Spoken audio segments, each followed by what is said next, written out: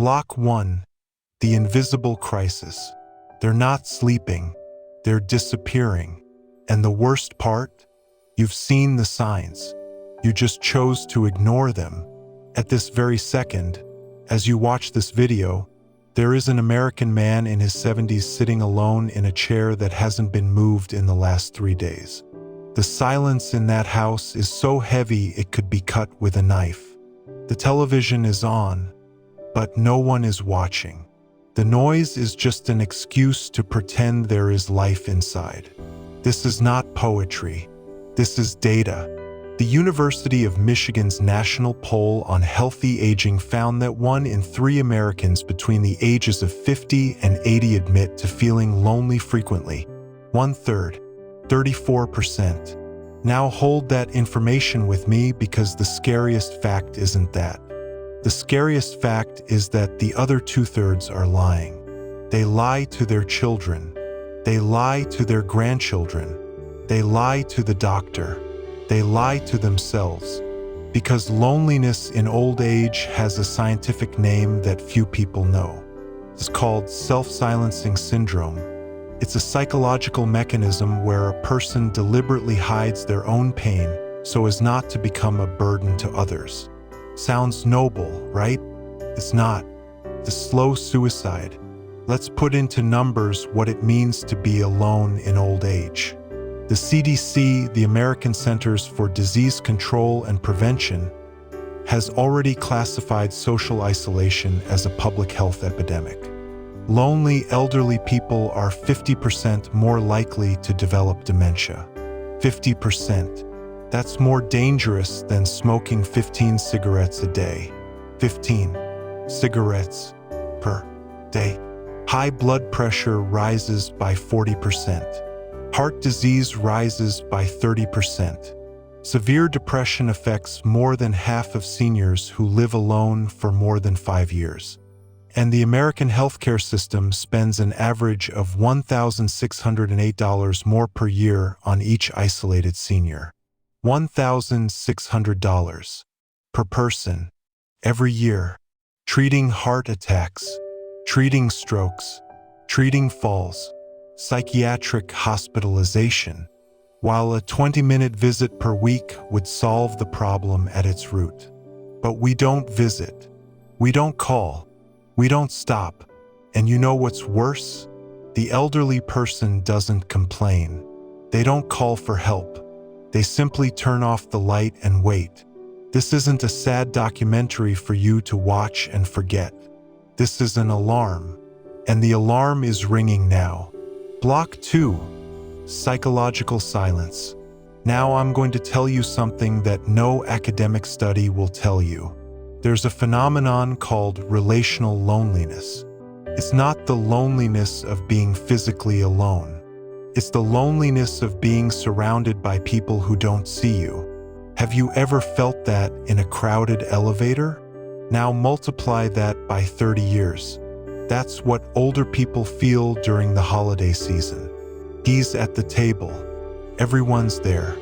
But nobody really asks how he is. They ask out of politeness. They listen out of obligation. They respond with "everything's fine," because they've learned that complaining is bad. Complaining is ungrateful. The silent generation. Those born between 1928 and 1945. They were raised with the American mantra of keep calm and carry on. Hold back the pain. Don't cry. Don't get in the way. This behavior is so ingrained that the elderly themselves sabotage their chances of social connection. They refuse invitations. They say they are tired. They invent headaches. Because leaving the house means admitting that being at home is a problem. There's a University of California study that analyzed the behavior of elderly people in assisted living facilities. They had everything: food, a bed, security. And yet, 60% showed alarming levels of cortisol, the stress hormone. Why? Because the human brain wasn't made to survive without affection. Affection is not a luxury. Affection is a biological need. just like water and food. When an elderly person goes days without meaningful conversation, the brain goes into alert mode. The nervous system interprets this as a threat to survival. And then the vicious cycle begins. Stress disrupts sleep. Poor sleep disrupts mood. Bad mood drives people away. People leave. Loneliness increases. And the cycle starts again, stronger than ever. Generation Z and millennials call it brain rot, brain decay, but for you it's a TikTok meme. For them, it's a medical diagnosis. And the cruelest part of all this is that technology, which should bring us closer, has distanced us even further. The grandson sends an emoji. He thinks that solves the problem. The daughter sends a good morning message on WhatsApp. She thinks she fulfilled her obligation, but nobody sits down to listen to the same story for the 5th time. Nobody has the patience for repetition. Nobody has time for silence. But silence is precisely what they have most of. Block 3, the social lie. Let's talk about the lie. The most well-rehearsed lie in American history. How many times have you heard your grandfather or grandmother say, "I'm fine, don't worry"? How many times did you believe them? How many times did you use that answer as an excuse not to ask again? An elderly person's lie isn't malice. It's social survival. When an elderly person says they're doing well, they're actually saying, "I don't want to be a burden. I don't want you to stop your life because of me. I've already done my part in raising you, and now it's your turn to live. And if I interfere with that, I'll feel worse than I already do." This is what psychologists call self-destructive altruism. The person sacrifices themselves emotionally to spare others. But this sacrifice isn't truly altruistic because it generates guilt. Silent guilt. Guilt that slowly corrodes the body. And here's the inside scoop that no video about the elderly tells you. The blame doesn't rest solely on the elderly person. It affects the entire family. The son who doesn't visit feels guilty, so he visits even less to avoid confronting that feeling. The grandson who doesn't call feels guilty, so he avoids thinking about it. It's an entire system designed to keep everyone comfortable in disconnection. And do you know who profits from this? The healthcare system, the pharmaceutical industry, the luxury nursing homes that charge $10,000 a month to offer the bare minimum of human companionship. The AARP, the American Association of Retirees, conducted a chilling survey. More than 40% of seniors living alone in the United States report spending entire days without interacting with another human being. Entire days, without a voice, without a touch, without confirmation that they still exist. They exist. They've just been forgotten. And the craziest part of all this is that the average American spends 4.5 hours a day on their cell phone. 4.5 hours. Scrolling through feeds, watching cat videos, replying to group messages about nothing. But they can't find the time to spend 15 minutes a week calling their parents or grandparents. Priorities have been completely destroyed. The algorithm has won over biology. The like has killed the hug. And meanwhile, millions of elderly Americans are dying from a disease that doesn't need medicine. It needs presence. Block 4, the mirror of the future. Now I'm going to tell you a secret that nobody on YouTube wants to tell you because it's uncomfortable. All of this that I'm describing isn't someone else's problem. It's not a problem of your grandparents' generation. It's a preview of your future. Data on loneliness among millennials and Generation Z is worse than any other age group in American history. Research shows that young adults between 18 and 25 years old are the loneliest group in the country today. More so than the elderly, more so than any other group. We grew up digitally connected but humanly disconnected. We know how to make stories but don't know how to make real friends. We have 1,000 followers but no one to call in the middle of the night when desperation strikes. Now imagine that 40 years in the future. Technology has advanced even further. Virtual reality is the standard.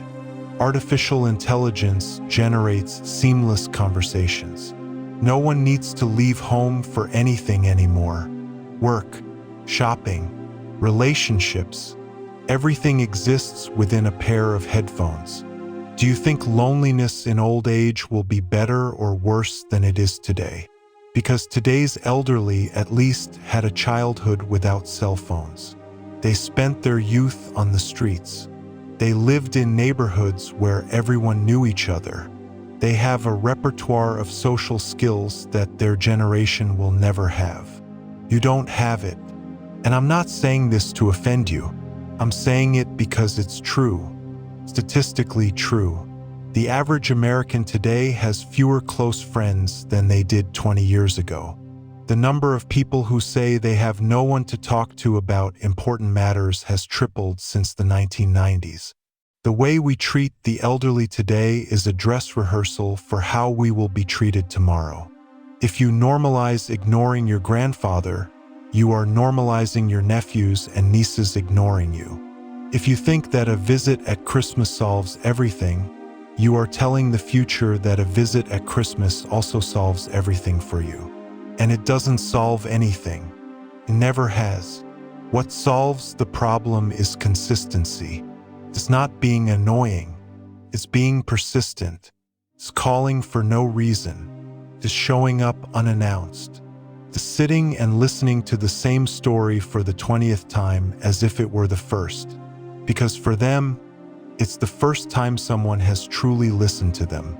Block 5, the turning point. But this video wasn't made to make you depressed. It was made to wake you up. Because there is a solution. And the solution doesn't cost money. It doesn't cost travel. It doesn't cost moving to another country. The solution costs something that is lacking in today's world. Intention. Here are 3 concrete actions anyone can take starting today. Write them down. Number 1, the 2-minute phone call. You don't need an hour-long conversation. 2 minutes every day. Ask what she ate. Ask what program she watched. Ask what the weather is like. It won't solve her life, but it solves the silence. And silence is what kills the most. Number 2, the surprise 15-minute visit. Unannounced, unplanned, just shows up, brings coffee, brings a newspaper, brings some fruit. The physical gesture of walking through her door says more than any text message. It says you left your world to enter hers. That's respect. Number 3, real inclusion. It's not about taking your grandfather to the mall on Sunday and leaving him on a bench. It's about sitting next to him. It's about commenting on what you see.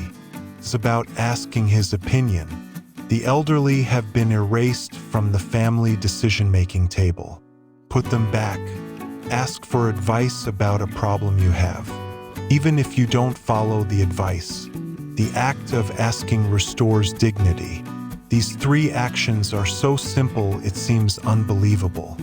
But studies show that older adults who receive consistent social contact for 30 consecutive days experience a 40% drop in cortisol levels and a 30% reduction in depressive symptoms. 30 days, not 30 years. 30 days. If you're watching this video and felt a discomfort in your chest, that discomfort is called awareness. And it's speaking to you right now. You have an elderly person in your life who is silently disappearing. You know who it is. Their name comes to mind right now. Their face flashes in your memory as I speak. Don't wait for Thanksgiving. Don't wait for Christmas. Don't wait for your birthday, because tomorrow isn't guaranteed for anyone. And for those who have lived more than 70 years, tomorrow is even more uncertain. Pick up the phone now. Just leave the video playing in the background. Pick it up and call. You don't need to have anything to say. Just call. Listen to the voice on the other end. Ask how their day was, and really listen. This is more important than any like, more important than any subscription, more important than this entire video. Block 6. Call to action final. If you've made it this far, you're one of the people who still has the courage to face reality head-on. And that's exactly why you need to be part of this channel. Here, we don't pretend everything's all right. We don't romanticize loneliness. We don't bury the elderly before their time. We talk about what nobody wants to talk about what hurts, about what's uncomfortable, because only by facing the problem can we solve it. So if you want more content that makes you think, feel, and act, hit the subscribe button now. Leave a like if you agree that seniors deserve more than silence. And scroll down to the comments to tell us something. What was the most memorable moment you've experienced with a senior citizen in your life? Could be a conversation, could be a lesson, could be a fight, could be a regret. Write it down below, because when you write, you're not just commenting. You're telling the algorithm that this issue matters. And to the person reading, you're telling them they're not alone in this. Share this video with a friend who needs to hear this. Send it to the family group chat. Send it to anyone who has living grandparents. Send it to anyone who has lost their grandparents and needs a push to avoid repeating the same mistakes. The loneliness of the elderly won't end with a vaccine. It won't end with a law. It will end with your decision. Now, pick up the phone. Make the call. I'll see you in the next video.